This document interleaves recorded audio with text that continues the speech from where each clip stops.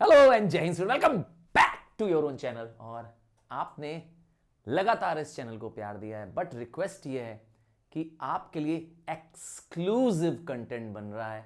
ये सारे कंटेंट सिर्फ आपके कहने पे बन रहे हैं। हम आपके कमेंट्स पढ़ रहे हैं, हम आपके मैसेजेस पढ़ रहे हैं। आपके लिए हमने एक टेलीग्राम चैनल भी बना रखा है। हाँ, सिर्फ और सिर्फ एक्सक्लूसिव चैनल है। इस वीडियो के डिस्क्रिप्शन में आपको चैनल मिल जाएगा, वहां से आप ये सारे नोट्स ले सकते हैं। हाँ, और ये सब कुछ है एब्सोल्युटली फ्री।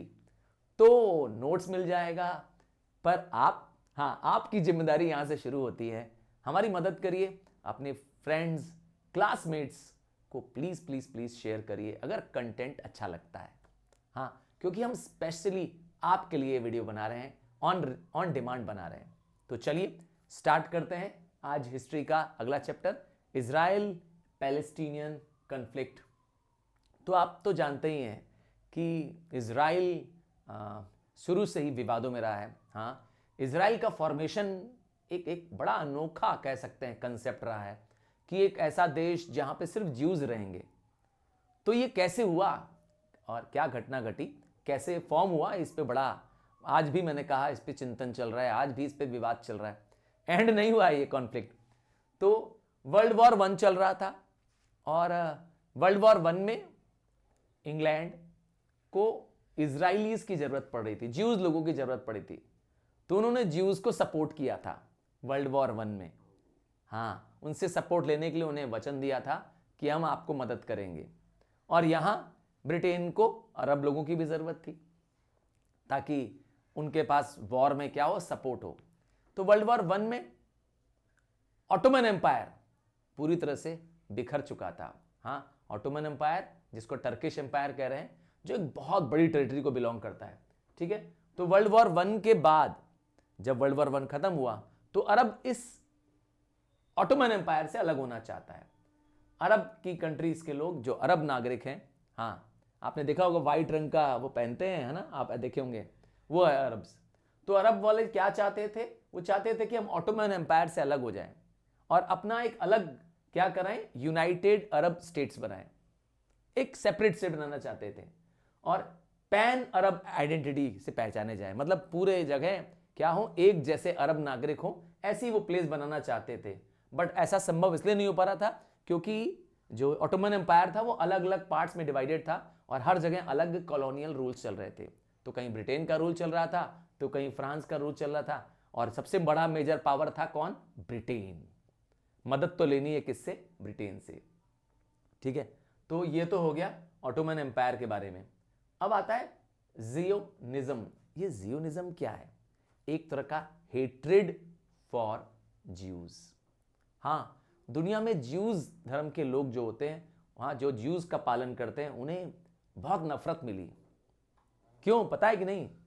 तो ज्यूज के ऊपर बिलीफ है कि इन्होंने ही क्राइस्ट को मारा। ऐसा माना जाता है कि ये भगवान को नहीं मानते हैं। वैसे ओल्ड टेस्टामेंट जो है बाइबल की, वो ज्यूज के लिए ही है। हाँ, बता देता हूं। तो ज्यूज को मनी लेंडिंग के ट्रेड से जोड़ा गया है और ऐसे लोगों के साथ क्या किया है, चाहे इंग्लैंड हो, फ्रांस हो और इवन स्पेन हो, सबने इनको अपने देश से क्या कर दिया, निकाल दिया।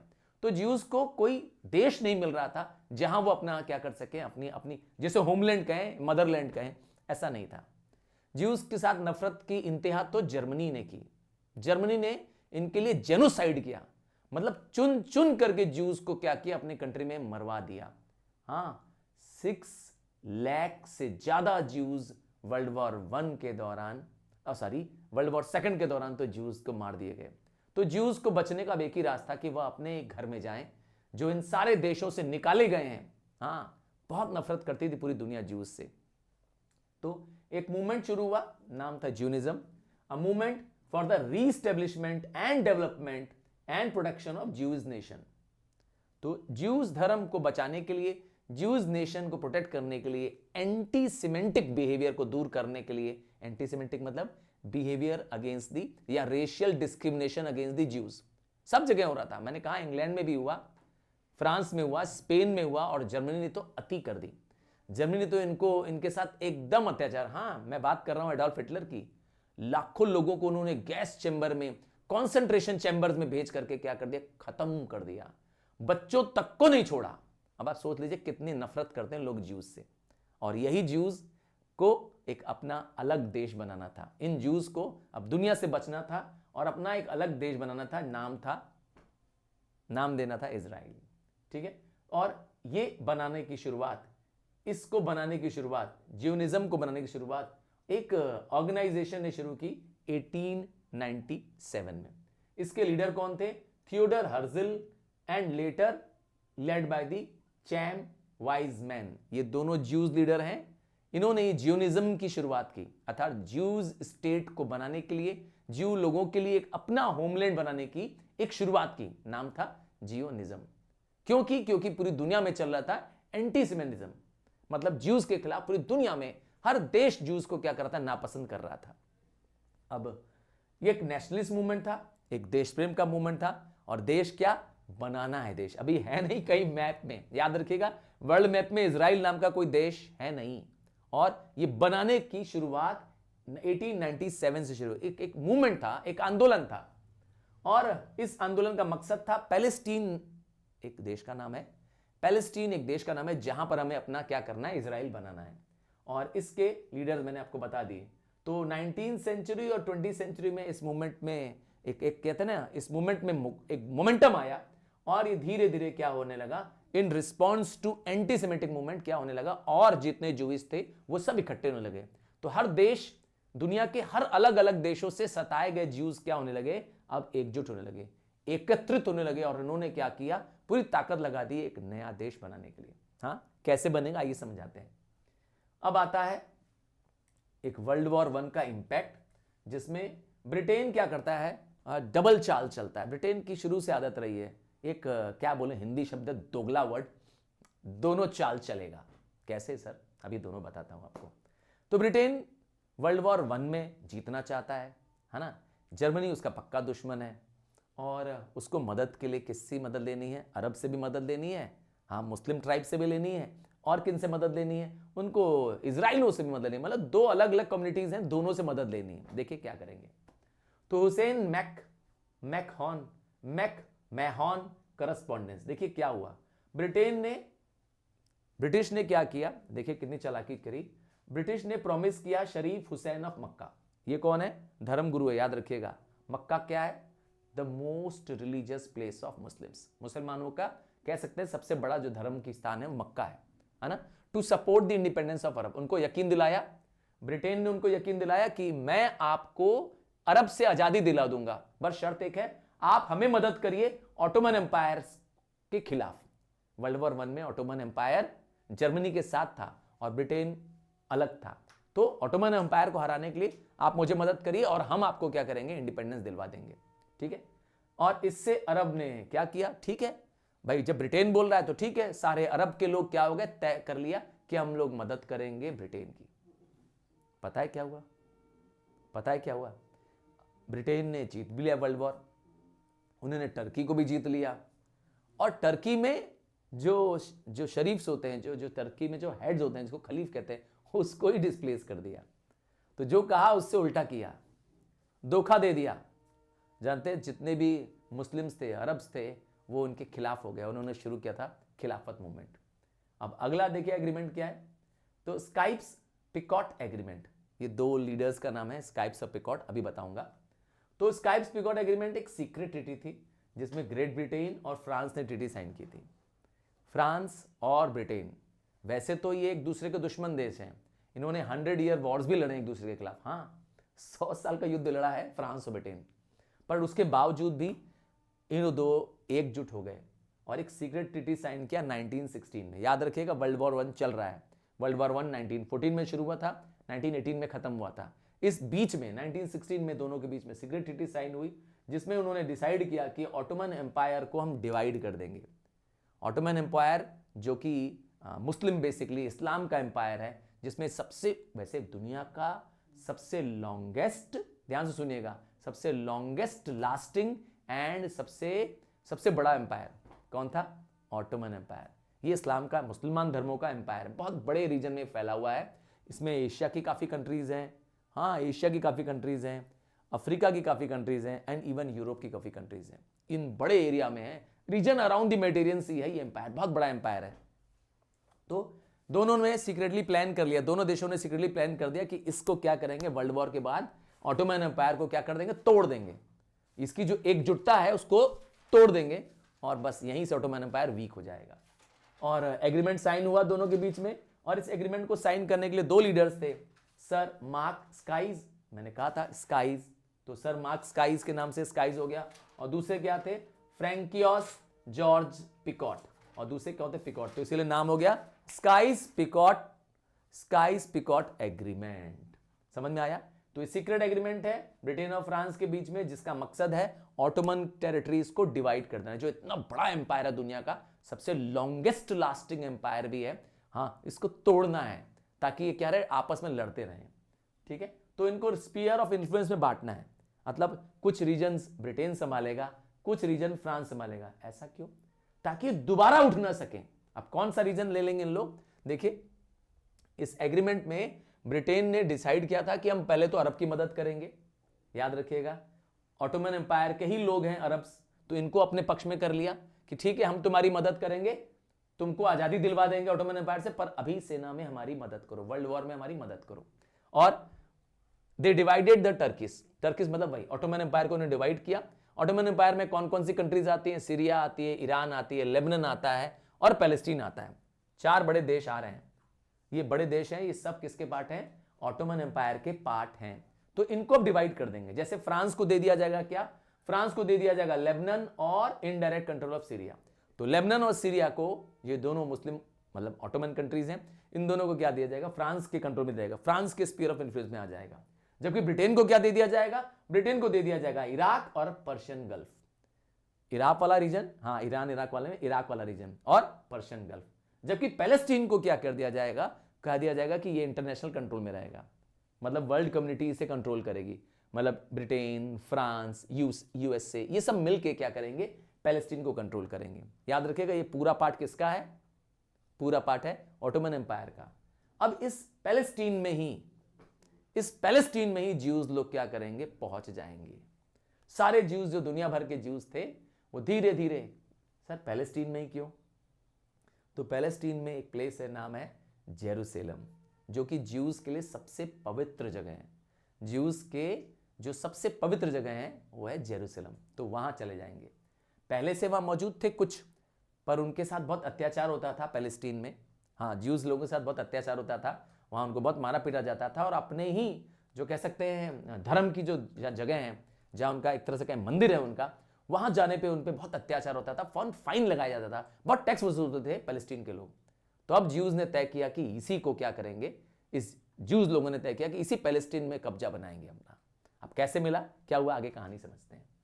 अब डिक्लेरेशन आएगा 1917 में, देख लीजिए, ये सारे ईयर्स भी याद करने हैं, प्लीज मिस आउट मत करिए, क्योंकि इस पे क्वेश्चन बन रहा है। बेल्फोर डिक्लेरेशन 1917 का, इसमें क्या हुआ? इसमें ब्रिटिश गवर्नमेंट ने डिक्लेयर किया कि हम मदद करेंगे ज्यूज लोगों को कि वो अपना एक होमलैंड बनाए। देखा, वहां वो अरब की मदद करने को तैयार हैं कि हम तुम्हें आजादी दिला देंगे ऑटोमन एम्पायर से, और यहां कह रहे हैं कि ज्यूज लोग को कि हम तुम्हें क्या करेंगे, एक नेशनल होमलैंड तुम्हें दिला के देंगे, अर्थात तुम्हें तुम्हारा घर दिलवा देंगे दुनिया में। यहां से इजराइल के बनने की कल्पना और जोर पकड़ लेगी। ठीक है, तो ज्यूज को मदद करेंगे कि तुम्हें क्या बनाएंगे? National home for Jewish people बनाएंगे। वो भी कहां बनाएंगे? 1917 की बात है, याद रखिएगा, पैलेस्टीन में बनाएंगे। ये एक मेजर स्टेप था जिससे ज्यूनिज्म को और बढ़ावा मिलेगा, इस ज्यूइश मूवमेंट को और बढ़ावा मिलेगा। बट एक समस्या है, अरब लोग क्या करेंगे? अरब लोग नाराज हो जाएंगे ब्रिटेन से, क्योंकि अरब अगर ये एग्रीमेंट करता है तो अरब लोगों की ही तो देश है, हाँ, इस्लामिक कंट्री है ना पैलेस्टीन, तो वहां पर उनका डिस्प्लेसमेंट होगा, वहां उनको निकाला जाएगा, तभी तो इजराइल आएगी। ज्यूज आएंगे तो क्या करेंगे? वहां के लोगों को हटाएंगे, तभी तो आप आएंगे, और इसको पसंद नहीं किया जाएगा। इस डिक्लेरेशन को किसने लिखा था? आर्थर बेल्फोर, जो कि ब्रिटेन के फॉरेन मिनिस्टर थे। देखा, इसीलिए नाम है बेल्फोर एग्रीमेंट। तो इससे ज्यूनिज्म को और बढ़ावा मिला, जो ज्यूज मूवमेंट चला रहे थे वो और एग्रेसिव हो गए और मिलिटेंट हो गए, अर्थात उन्होंने खूब सारे सेना और हथियार इकट्ठा करना शुरू कर दिया। और ये आइडियोलॉजी उनके मन में बैठ गई कि अब तो हमें पैलेस्टीन में जाके ही सेटल होना है। एक तरह से कहे अब उनका माइंड सेटल हो गया कि उनको कहां रहना है। इस डिक्लेरेशन को बाद में बायस्ड माना गया, डिसमिसिव माना गया फॉर द राइट्स ऑफ पैलेस्टीशियन, मतलब पैलेस्टीन लोगों का राइट्स को छीनने का एक तरह से माना गया। एक तरह से माना गया कि ब्रिटेन ने पैलेस्टीन के लोगों के साथ धोखा किया है।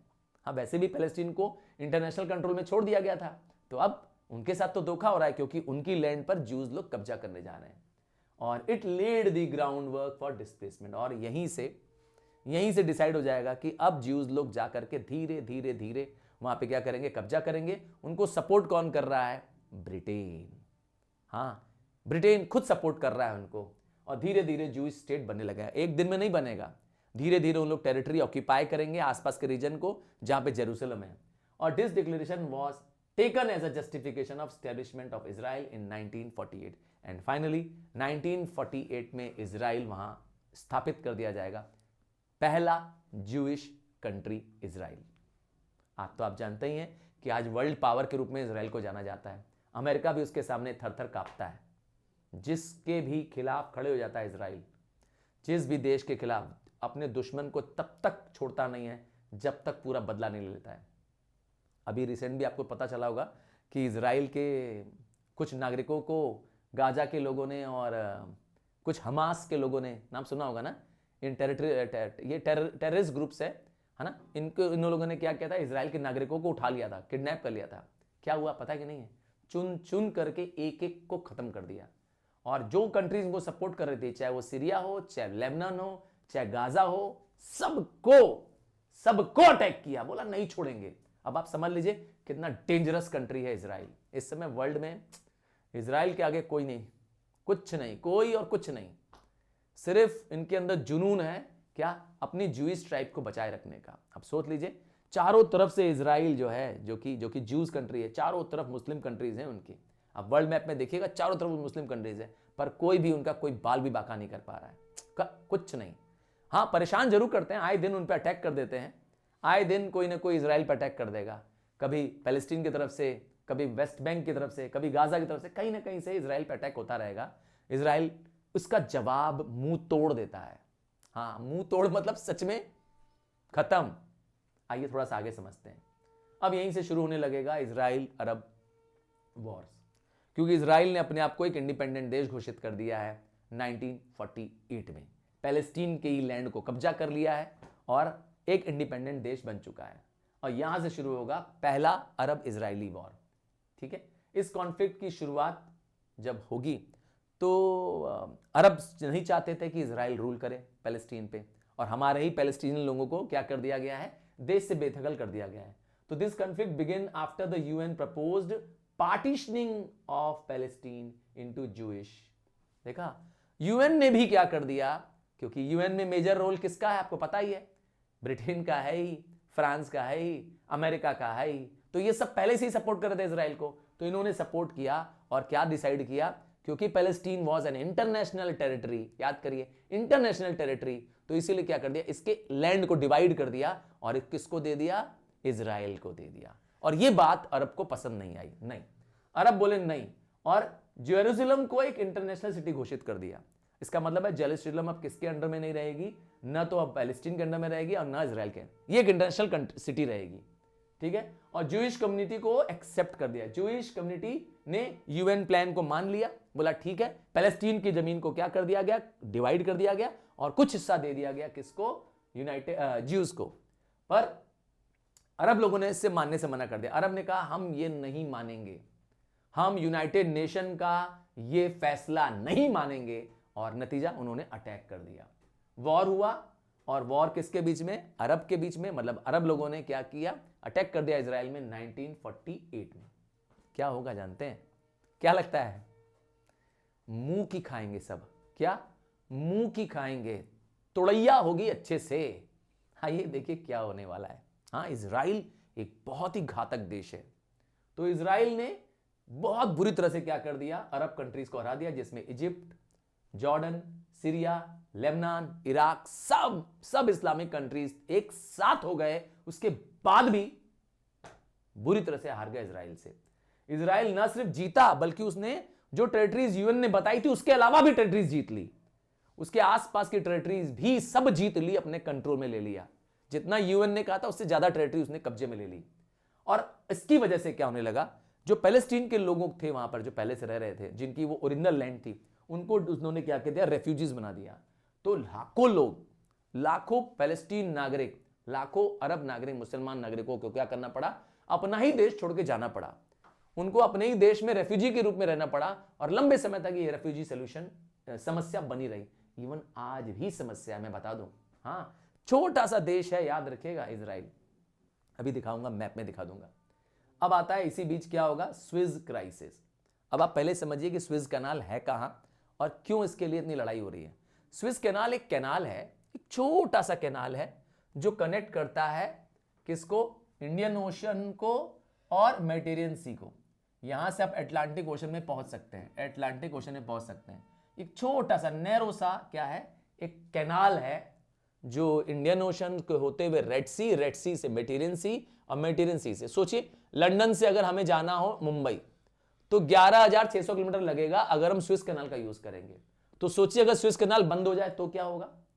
हाँ, ये सी रूट बहुत लंबा हो जाएगा। यही सी रूट कितना हो जाएगा, लगभग 19,800 किलोमीटर हो जाएगा।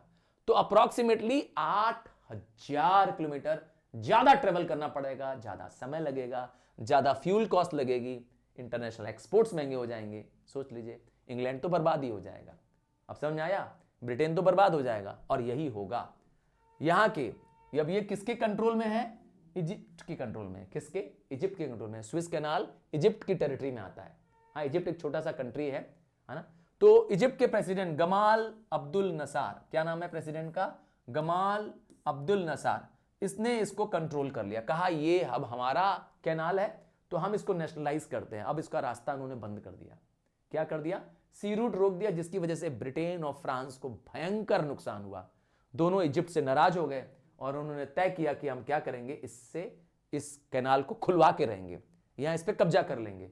और इजराइल ने भी, इजराइल की पहले से ही दुश्मनी थी इजिप्ट से, तो इजराइल ने भी इनका मदद किया। तो एक तरह से इजराइल, इजराइल, ब्रिटेन और फ्रांस, ये तीनों मिल गए और तीनों ने मिल करके क्या किया, अटैक किया इजिप्ट पे और बुरी तरह से क्या किया, इजिप्ट को बर्बाद कर दिया। क्या, हाँ, बुरी तरह से इजिप्ट को बर्बाद कर दिया। पर बीच में यूनाइटेड नेशन आ गया। यूनाइटेड नेशन ने भले इनकी जीत को रोका, यूनाइटेड नेशन ने फाइटिंग रोक दी। यूनाइटेड नेशन में कौन मेन, यूनाइटेड नेशन में मेन थे यूएस और रशिया। मतलब अमेरिका और रशिया ने इस वॉर को रुकवा दिया।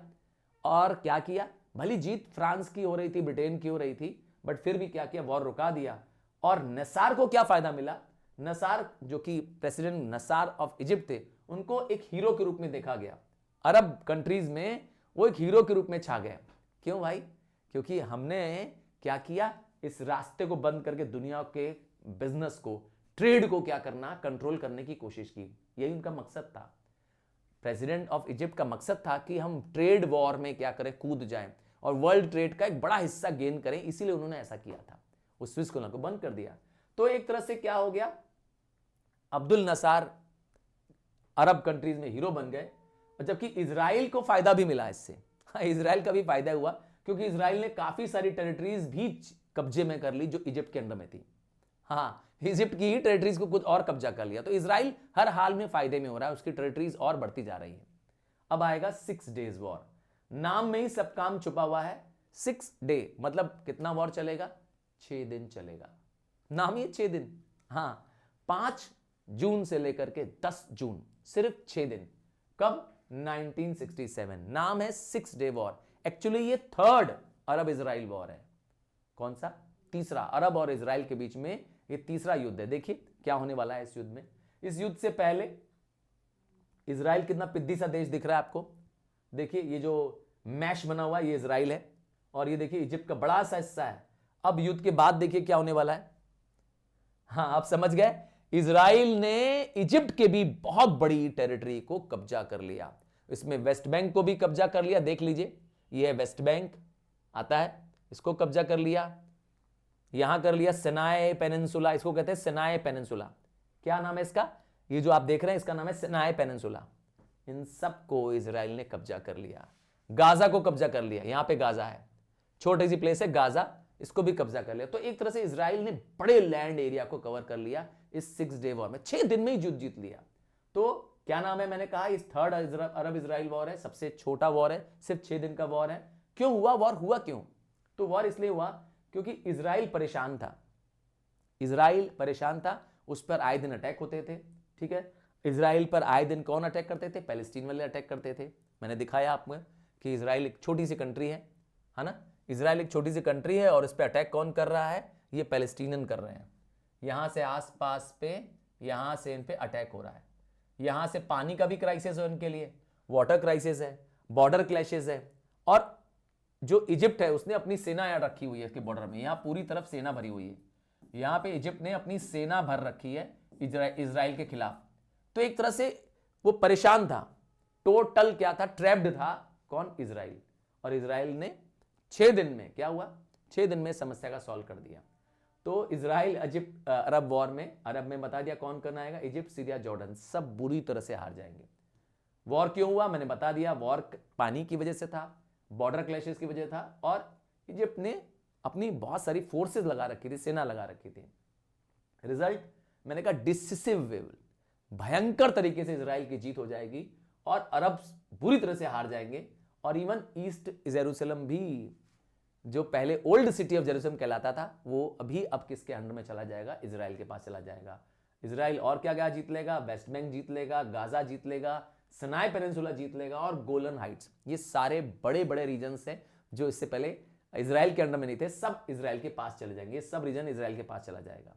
और इस वॉर से एक तरह से वर्ल्ड का डायनेमिक ही चेंज जाएगा, territorial imbalance in favour of Israel हो जाएगा। सोचिए इजराइल एक पिद्दी सा देश था, धीरे धीरे धीरे धीरे करके वॉर के बाद वॉर हो रहे हैं और इससे और टेरिटरीज क्या करता जा रहा है, वो कब्जा करते जा रहा है। तो एक तरह से कहे अब ये पैलेस्टीन का इशू क्या हो गया, दुनिया में और परमानेंट हो गया। अब दुनिया में और पता चलने लगा कि पैलेस्टीन और इजराइल के बीच में झगड़ा है। एक तरह से कहे ना, ये एक मेजर इशू बन गया, यूनाइटेड नेशन के लिए कॉज ऑफ कंसर्न बन गया, क्योंकि अब यहां पर कांस्टेंट लड़ाई चलेगी। क्योंकि एक युद्ध दूसरे युद्ध को पैदा करता है। अब इसके बाद यहां युद्ध खत्म नहीं होगा, देखिए अब युद्ध अगला आने वाला है। इस युद्ध का नाम है यौम किपुर। सर ये यौम किपुर क्या है? ये इजरायली, यहां से सुनिएगा, ज्यूज धर्म के लोगों का सबसे पवित्र दिन। It is the day of atonement. नाम सुना है अटोनमेंट? जिस दिन क्या करते हैं लोग, क्या करते हैं, ईश्वर से रिग्रेट करते हैं, प्रार्थना करते हैं, अपनी गलती का माफी मांगते हैं। एक ऐसा दिन कह सकते हैं इजरायली ईयर का सबसे पवित्र दिन होता है। कब आता है ये पूछेंगे तो सितंबर अक्टूबर के महीने में आता है ये। हाँ, इजराइल वाले लोग, ज्यूज लोग इसको बहुत क्या करते हैं, बहुत धार्मिक हैं लोग वो लोग, तो इसको बहुत पवित्रता से मनाते हैं। और इस दिन छुट्टी का दिन होता है, योम किपुर। इसका वॉर का नाम क्यों है? क्योंकि इस दिन का फायदा लेने के लिए अरब लोग अटैक करने वाले हैं। हाँ, क्योंकि इस दिन क्या होने वाला है, छुट्टी होने वाली है, इजराइल लोग पूजा करेंगे, इस दिन एटोनमेंट करेंगे और इस दिन अटैक होने वाला है। तो नाम है योम किपुर वॉर, समझ गए? क्योंकि इस दिन वॉर हुआ था। Known as the Ramadan war, एक और नाम है इसका, अक्टूबर वॉर, और क्या नाम है इसको, फोर्थ वॉर कहते हैं, फोर्थ अरब इजराइल वॉर। अरब और इजराइल का ये चौथा युद्ध। ठीक है, और इस युद्ध में 6 से लेके 25 अक्टूबर, बहुत लंबा युद्ध नहीं चल रहा है, 6 अक्टूबर से लेके 25 अक्टूबर, एक तरह से देखा जाए तो लगभग 20 दिन। और 1973 में वॉर होगा, किसके बीच में होगा? इजराइल के बीच में, और साथ में होंगे अरब के साथ। कौन? अरब के साथ होंगे इस बार इजिप्ट और सीरिया। मतलब इजिप्ट और सीरिया मिल करके क्या करेंगे, इजराइल से लड़ाई लड़ेंगे। और हारेगा कौन, जानते ही हो, एज यूजुअल सारे अरब कंट्रीज हार जाएंगे, इजिप्ट सीरिया सब बर्बाद हो जाएंगे। जीतेगा कौन? अकेला इजराइल। और ये सरप्राइज अटैक होगा इजराइल पर। इजराइल की शुरुआत में नुकसान होगा। क्यों अटैक किया उन्होंने? इनको बदला लेना था। क्या करना चाहते थे ये लोग? रीगेन करना चाहते थे। क्या करना चाहते थे? Sinai and Golan Heights, Sinai को और गोलन हाइट्स को वापस पाना चाहते थे, इसीलिए उन्होंने सरप्राइज अटैक किया। कौन लीडर थे? लीडर था उस समय Anwar Sadat and Hafez al Assad. ठीक है, इजिप्ट के प्राइम मिनिस्टर हैं अनवर सादात और सीरिया के हेड हैं कौन? हाफिज अल असाद। इन दोनों ने मिल करके क्या किया था? इजराइल पर अटैक किया था, ये सोचते हुए कि सरप्राइज अटैक होगा और इजराइल हार जाएगा, क्योंकि इजराइल वाले तो अपने प्रेयर्स में बिजी हैं। पर ऐसा हुआ नहीं। शुरुआत में भले ही नुकसान हुआ इजराइल को, पर ऐसा हुआ नहीं। शुरुआत में नुकसान होने के बाद इजराइल ने काउंटर अटैक किया और फिर चुन चुन के क्या किया? सबसे बदला लिया। तो ज्यादा कैजुअलिटीज कहां हुई? इजराइल की तरफ नहीं, ज्यादा कैजुअलिटीज हुई अरब की तरफ, इजिप्ट बर्बाद हो गया। हाँ, ये जो नसार जो थे, प्रेसिडेंट नसार थे, ये पूरी तरह से बर्बाद हो गए। जो कभी हीरो मान लिए गए थे अरब कंट्रीज के, पहले बताया था ना हीरो मान लिए गए थे, यहां इतनी बुरी हार हारेंगे, वहां बहुत कैजुअलिटीज होगी, और हैवी कैजुअलिटीज सीरिया में भी होगी, और कुछ मरेंगे इजराइल में, पर इजराइल की कैजुअलिटी सबसे कम होगी। तो एक तरह से युद्ध में फिर क्या हो गया, इजराइल की जीत, इजराइल फिर विनर घोषित हो गया। और फिर इसका रीजन का क्या होने वाला है, इस रीजन का चेंज डायनेमिक होने वाला है, क्योंकि अब ये समझ में आ गया कि इजराइल से जीतना मुश्किल है, और इजराइल से जीतना मुश्किल है तो क्या करना पड़ेगा भैया, समझौता कर लो। और पूरी वर्ल्ड कम्युनिटी क्या करेगी, दोनों पे दबाव डालेगी, इजराइल पे भी दबाव डालेगी कि भैया हर समय लड़ाई मत करो, और इन पे इजिप्शियन कंट्री पे भी अब दबाव पड़ेगा। और इस समय क्या होगा, इस समय तो यहां तक इजिप्ट के जो प्राइम मिनिस्टर थे, जो कि कभी हीरो हुआ करते थे, उन्होंने रिजाइन भी कर दिया था, पर लोगों के दबाव में उनको वापस क्या करना पड़ा, अपना प्राइम मिनिस्टरशिप लेना पड़ना। अब आता है एक और रीजन नाम है Sadat and camp David accord. तो कैंप डेविड एक प्लेस का नाम है, अकॉर्ड मतलब होता है पीस ट्रीटी। तो 1979 में, ध्यान दीजिएगा, 1979 में किपुर वॉर खत्म हो चुका था, इजिप्ट के प्रेसिडेंट नए बन चुके हैं। याद रखिएगा इजिप्ट के प्रेसिडेंट पहले कौन थे, प्रेसिडेंट अब्दुल गमाल नसार, याद है ना। तो वो प्रेसिडेंट अब नहीं रहे, अब नए प्रेसिडेंट कौन आ गए हैं, अनवर सादात। अनवर सादात ने डिसाइड किया कि इजराइल से लड़ाई करने के बजाय हम क्या करें, पीस ट्रीटमेंट या एग्रीमेंट साइन करें। इस एग्रीमेंट को मदद करने के लिए यूएस प्रेसिडेंट जिम्मी कार्टर आए। कौन, यूनाइटेड नेशन के उस समय प्रेसिडेंट थे जिम्मी कार्टर। उन्होंने डिसाइड किया कि हम मदद करेंगे, हम इसमें क्या करेंगे, एक फैसिलिटेटर का काम करेंगे, दोनों कंट्रीज के बीच में एक एग्रीमेंट साइन करवाएंगे। किसके बीच में एग्रीमेंट होने वाला है, इजिप्ट और इजराइल के बीच में। इजराइल ने तय किया कि हम सिनाई पेनिनसुला को खाली कर देंगे। याद होगा सिनाई पेनिनसुला मैंने मैप में दिखाया था, एक बड़ा सा रीजन था जो पहले इजिप्ट के कंट्रोल में था, एक बड़ा सा रीजन था, और इजराइल ने डिसाइड किया कि हम सिनाई पेनिनसुला वापस इजिप्ट को दे देंगे, हम खाली कर रहे हैं। और इजिप्ट में बदले में क्या दिया, कहा हम इजराइल को मान्यता देते हैं एज अ ज्यूइश कंट्री। मतलब पहला अरब कंट्री था इजिप्ट जिसने इजराइल को क्या कर दिया, as a Jewish country accept कर लिया। इससे बड़ी बेइज्जती होगी इजिप्ट की। हाँ, इसके बाद यह अलग बात है कि प्रेसिडेंट अनवर सादात को नोबेल पीस प्राइज भी मिलेगा, यह अलग बात है। अनवर सादात क्योंकि इस बड़े एग्रीमेंट के लीडर थे, इस पीस एग्रीमेंट के लीडर थे, कैंप डेविड पीस एग्रीमेंट के, इनको नोबेल पीस प्राइज भी मिलेगा युद्ध शांति कराने के लिए। बट साथ में मैंने कहा इनका बहुत मजाक भी उड़ाया जाएगा, इनकी बहुत शिकायत भी होगी। अब आते हैं इसके बाद का event, PLO, Palestinian Liberation Organization. तो पैलेस्टीन को अब आजाद कौन कराएगा, इजिप्ट तो चला गया, दूर हो गया, ठीक है। तो पैलेस्टीन जिस पे इजराइल ने कब्जा किया है, इसको आजाद कराएंगे वहां के खुद के लोग। वहां का एक मिलिटेंट ऑर्गेनाइजेशन बनेगा 1964 में। क्या, 1964 इसको क्रिएट किया गया था पैलेस्टीन के लोगों की आवाज सुनने के लिए। पैलेस्टीन के लोगों ने मिलकर बनाया था, और इनका मेन मकसद था कि हमारे राइट्स हमें तय करने दिए जाएं, मतलब हम डिसाइड करेंगे कि हमारा हक क्या है। इनके लीडर कौन थे, अहमद शुकीरी, ये स्टार्टिंग के लीडर थे पर इतने पॉपुलर नहीं थे। बाद में इनके लीडर आए यासिर अराफात, जो कि सबसे पॉपुलर लीडर थे। ये इन्होंने क्या किया, एक मिलिटेंट टेक्टिक अपनाई, और कह सकते हैं वर्ल्ड के लेवल पर, यूनाइटेड नेशन और वर्ल्ड के मंचों पे जहां भी मौका मिला, PLO को रिप्रेजेंट किया और पैलेस्टीनियन की प्रॉब्लम्स पूरी दुनिया के सामने रखी। तो एक तरह से कहें ये इशू वर्ल्ड इशू बन गया। वर्ल्ड में अगर पीस चाहिए तो ये जो वेस्ट एशिया हिस्सा है, या मतलब ये जो इस इजराइल अरब कॉन्फ्लिक्ट्स है, इसको सुलझाना अब दुनिया के लिए क्या हो गया, एक सरदर्द बन गया। हाँ, क्योंकि ये समझ में आ गया कि ये इशू अब एक इंटरनेशनल इशू है, कभी खत्म होने वाला इशू नहीं है। देखिए, अब PLO को भी मान लिया गया as a sole representative of Palestinian. दुनिया ने एक्सेप्ट कर लिया कि अब PLO के लोग क्या है, पैलेस्टीन के ही लिए लिबरेट करने के लिए तैयार है, ठीक है। अब आता है एक और पीस एग्रीमेंट, नाम है ऑस्लो पीस अकॉर्ड। देखो ऑस्लो कैपिटल है, ठीक है। ऑस्लो में क्या होगा, क्योंकि प्लेस है जहां पर ये होने वाला है, पहली बार क्या होगा, फर्स्ट एंटीफादा। क्या है ये सर, फर्स्ट एंटीफादा। ये 1987 से 1993 तक चलने वाला क्या है, एक अपराइजिंग मूवमेंट है। क्या चीज है ये, अपराइजिंग मूवमेंट है, मतलब आंदोलन है, रिवोल्ट है। ये पैलेस्टीनियन द्वारा शुरू किया गया रिवोल्ट है, ताकि वो इजराइल से अपनी लैंड खाली करा सके। बट क्या चाहिए उनको? उनको वेस्ट बैंक और गाजा चाहिए, दो प्लेसेस चाहिए। क्या चाहिए? इंतिफादा में, फर्स्ट इंतिफादा में उन्होंने डिसाइड किया कि वेस्ट बैंक और गाजा जो कि इजराइल ने कब्जा कर रखी थी उन्हें वापस चाहिए। और दुनिया में क्या हो, पैलेस्टीन का कॉज पता चले, दुनिया में पैलेस्टीन के लोगों का दुख दर्द पता चले कि कितना वो परेशानी में रह रहे हैं, कितने दुर्दिन में जी रहे हैं।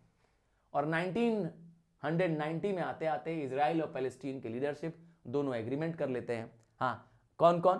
प्रेसिडेंट यासिर अराफात जो कि पीएलओ के हेड है, और किसके बीच में? Prime minister of Israel. दोनों के बीच में एक पीस एग्रीमेंट साइन होगा। दोनों ने समझ लिया था कि लड़ने से कुछ होने वाला नहीं है। ये देखिए मैप में आपको दिखा रहे हैं, गाजा बैंक, ये दिख रहा है जेरूसलम, और यहां देखिए वेस्ट बैंक, और ये रहा गाजा स्ट्रिप, ये रहा इजराइल। दिख रहा है आपको? व्हाइट हिस्से में जितना दिख रहा है वो इजराइल है। अब दोनों के बीच में होने वाला है पीस एग्रीमेंट। इस पीस एग्रीमेंट का स्पेशल नाम है, क्या नाम है? पीस एग्रीमेंट का नाम है ऑस्लो। ऑस्लो कंट्री है जहां पे एग्रीमेंट हो रहा है। अब आप देख लेंगे कि बिल क्लिंटन भी दिखाई दे रहे हैं आपको यहां पर, और ये है head of the Israel. Israel के लीडर है, नाम है प्राइम मिनिस्टर यित्जहाक राबिन, मतलब प्राइम मिनिस्टर राबिन। और ये कौन है? ये है पीएलओ के हेड, पैलेस्टीनियन लिबरेशन ऑर्गेनाइजेशन के हेड यासिर अराफात। ये राबिन है, ठीक है, ये बिल क्लिंटन, और ये रहे यासिर अराफात जी, यासिर अराफात। एक पीस ट्रीटमेंट साइन हो रहा है, आप देख लीजिए, इनके बीच में एक पीस ट्रीटमेंट साइन हो रहा है, ठीक है, पीस एग्रीमेंट साइन हो रहा है। और इजराइल ने क्या कर दिया? पीएलओ को मान लिया कि इजराइल पीएलओ को क्या करता है? As a representative of Palestinian मानता है कि पैलेस्टीन की सारी समस्याओं का बातचीत करने के लिए किसको सामने खड़ा रखा जाएगा? पीएलओ को रखा जाएगा, ठीक है। और उन्होंने क्या कर दिया? कुछ लिमिटेड सेल्फ रूल का भी पावर दे दिया। इजराइल ने इस एग्रीमेंट के तहत क्या दे दिया? कह दिया कि ठीक है, पैलेस्टीन में आप अपनी गवर्नमेंट खुद चलाइए, हम आपको क्या कर रहे हैं? कुछ लिमिटेड राइट्स देते हैं अपनी गवर्नमेंट चलाने के लिए। कहां कहां पर? वेस्ट बैंक पे और गाजा। यही चाहिए था ना उनको, वेस्ट बैंक और गाजा की लड़ाई चाहिए, तो ठीक है, हम आपको इसमें अपनी सरकार बनाने का अनुमति देते हैं। और ये अग्रीमेंट पीसीडी साइन हुआ। और इस पीसीडी का क्या मकसद क्या है? अगर आगे कोई और लड़ाई होगी, अगर आगे इजराइल और पैलेस्टीन में कोई युद्ध होगा, तो फिर समझौता इसी के बेस पर रखा जाएगा। एक तरह से कहें ये पहला एक ऐसा मॉडल था जब इजराइल और पैलेस्टीन कुछ कंट्रोल में हुए हैं, कुछ युद्ध इनके लिए क्या होने वाला है? ब्रेक होने वाला है, शांति होने वाली है। हाँ, जेरूसलम के इश्यूज को सॉल्व करना, रेफ्यूजीज की प्रॉब्लम की सॉल्व करना, बॉर्डर कहां से कहां तक होगा, ये प्रॉब्लम अभी फाइनली सॉल्व नहीं हुआ है। हाँ, इसकी कुछ कमी है, अभी इसकी कुछ कमी और भी है कि ये क्यों पीसीडी बाद में जाके फेल हो जाएगी। पीसीडी बाद में इसलिए फेल हो जाएगी कि इतना सब समझौता करने के बाद, इजराइल के साथ इतना एग्रीमेंट करने के बाद पैलेस्टीन, तो कंटिन्यूड वायलेंस है दोनों तरफ से। ऐसा नहीं है सिर्फ पैलेस्टीन कर रहा है, दोनों तरफ से, इजराइल में भी और पैलेस्टीन में, दोनों तरफ से क्या मिलिटेंट अटैक्स हो रहे हैं। आए दिन इजरायली नागरिक क्या करते हैं? जा करके टेरिटरी में घुस जाते हैं, इजराइल में घुस जाते हैं पैलेस्टीनियन लोग, और वहां जाके बम्बार्ड कर देते हैं, सुसाइड बम्बर बन जाते हैं, किसी को शूट कर देते हैं। ये सब तो ड्रामेबाजी बहुत चलती रहती है। और क्या है, आज भी डिसएग्रीमेंट है जेरूसलम को लेकर के। जो अब जेरूसलम वापस चाहते हैं कौन? पैलेस्टीनियन, और इजराइल देने को तैयार नहीं, क्योंकि मैंने बता दिया सबसे पवित्र स्थान है ज्यूज के लिए। और क्या हुआ है? पैलेस्टीनियन रेफ्यूजीज जो भटक रहे हैं, जिनकी जमीनें छीन ली गई है, उस पर भी दिक्कत है। फ्यूचर और बॉर्डर ऑफ द पैलेस्टीनियन क्या होगा, कहां तक पैलेस्टीन होगा, इस पर भी झगड़ा चल रहा है, ठीक है। Prime minister assassination of prime minister Yitzhak Rabin. हाँ, यातिज राबिन का मर्डर हो जाएगा, इजराइल के प्राइम मिनिस्टर का मर्डर हो जाएगा 1955 में। वो भी इजराइल में एक एक्सट्रीमिस्ट ने मर्डर कर दिया। हाँ, इस पीस ट्रीटी को एक तरह से पढ़े, बड़ा झटका लगेगा। इससे पहले यासिर अराफात के साथ इनकी पीस ट्रीटी साइन हुई थी, और यहां पर पीस ट्रीटी को झटका लगने वाला है। अब एक पॉलिटिकल एक्सट्रीमिज्म दोनों देशों में आ जाएगा, मतलब वो सिर्फ अपने देश के बारे में सोचेंगे, कौन? इजराइल ज्यूज के बारे में सोचेगा, ज्यूलैंड के बारे में सोचेगा, अब पैलेस्टीनियन तो अपने अरब के बारे में सोचेंगे। तो एक तरह से कहें दोनों ही अपनी बातों पे अडिग हैं, जिसकी वजह से ये पीस ट्रीटी क्या हो जाएगी? फिर फ्लॉप हो जाएगी। मतलब एक तरह से कहें परमानेंट सोल्यूशन नहीं मिला अभी भी। इस कॉन्फ्लिक्ट का दुनिया में क्या असर पड़ रहा है? इजराइल अरब कॉन्फ्लिक्ट आज भी अनसॉल्व्ड है, आज भी दुनिया में मेजर क्या होता है? फाइट और लड़ाई आज भी वहां चल रही होती है, ठीक है। आज भी वहां रेफ्यूजी समस्या है, आज विवाह लोगों में क्या हो रहा है, अटैक, हमले, हाँ दोनों तरफ से। और क्या हो रहा है, पीस के एफर्ट्स खत्म हो जा रहे हैं, बार बार पीस के एफर्ट बर्बाद हो जा रहे हैं, और रीजनल डिस्पैरिटी हो रही है, आए समय रीजनल क्या हो रहा है, डिस्प्यूट्स हो रहा है। एक तरह से क्या है, दुनिया का इंटरनेशनल जो पीस है उसको डिस्टर्ब करने वाले सबसे बड़े ये दोनों लोग हैं। So this brings to the end of this chapter. यकीन करिए मैंने कोशिश की है कि सिंपलेस्ट लैंग्वेज में आपके लिए सारा कंसेप्ट ले आऊं, बस आपका चाहिए मुझे सपोर्ट। आप बताइए कि नेक्स्ट चैप्टर कौन सा चाहिए, कमेंट में लिखिए, उसी चैप्टर को मैं आपके लिए लाऊंगा। ये एक्सक्लूसिव कंटेंट होगा सिर्फ आपके लिए। हाँ, नोट्स ये सारा जो बोर्ड में लिखा है हम शेयर कर देंगे, अपने टेलीग्राम चैनल पे कर देंगे। Bye, take care.